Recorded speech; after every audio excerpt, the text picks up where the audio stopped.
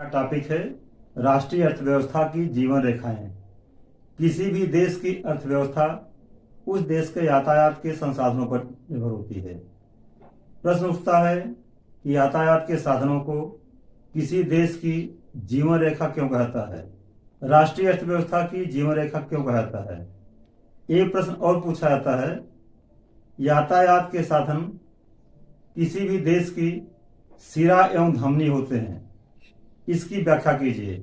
या इसी को दूसरे रूप से घुमा पूछा जाता है कि यातायात के साधनों को सिरा एवं धमनी क्यों कहा जाता है, या देश की अर्थव्यवस्था की जीवन रेखा क्यों कहा जाता है। जैसे पूरे शरीर में आर्टरी एंड वेंस, सिरा एवं धमनी, इनके माध्यम से पूरे शरीर में खून की सप्लाई होती है, उसी तरह से किसी भी देश में सामानों की सप्लाई यातायात एवं परिवहन के साधनों द्वारा होती है।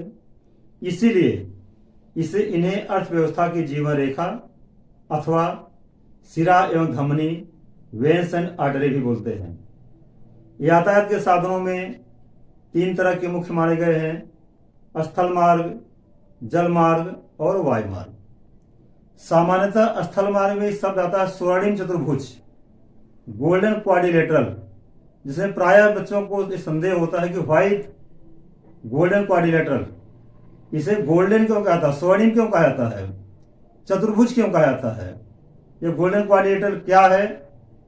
देश में चार जो सबसे बड़े बड़े शहर हैं, दिल्ली,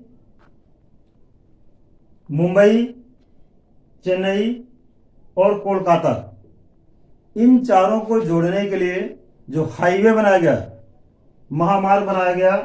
दिल्ली को हम इधर मैप में सीधा बना रहे हैं, लेकिन फिजिकली ये थोड़ा टेढ़े मेढ़े मार्ग। दिल्ली से मुंबई, मुंबई को चेन्नई से, चेन्नई को कोलकाता से, और इधर कोलकाता से दिल्ली को जोड़ दिया गया। अब यह देखने में कैसा लग रहा है? चतुर्भुज जैसा लग रहा है, क्वाड्रिलेटरल। इसीलिए इसको गोल्डन क्वाड्रिलेटरल, स्वर्णिम चतुर्भुज कहा जाता है।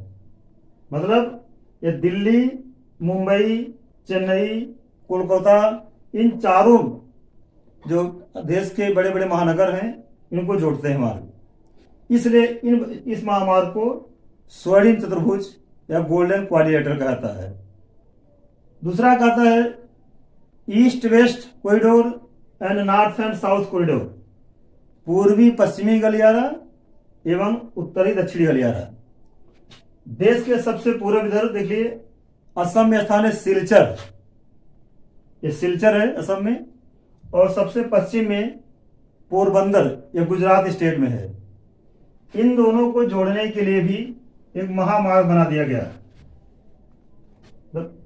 असम में सिलचर से गुजरात में पोरबंदर तक एक महामार्ग बना दिया गया। यह ईस्ट टू वेस्ट आ रहा है, इसलिए उसको कहते हैं पूर्वी पश्चिमी गलियारा, ईस्ट वेस्ट कॉरिडोर।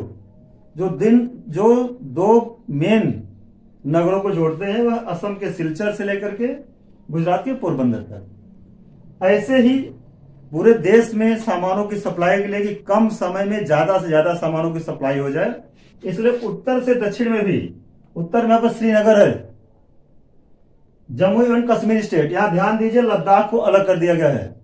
पहले पूरा का पूरा जम्मू एवं कश्मीर स्टेट था, इसको लद्दाख को अलग कर दिया गया है। अब जम्मू और कश्मीर इतना बचा हुआ है, तो जम्मू एवं कश्मीर के श्रीनगर से और दक्षिण में कन्याकुमारी से है, सबसे दक्षिण में, इन दोनों को जोड़ने के लिए भी एक महामार्ग बना दिया गया। यह नॉर्थ से लेकर साउथ तक आ रहा है, इसलिए इसे बोलते हैं नॉर्थ साउथ कॉरिडोर, उत्तरी दक्षिणी गलियारा।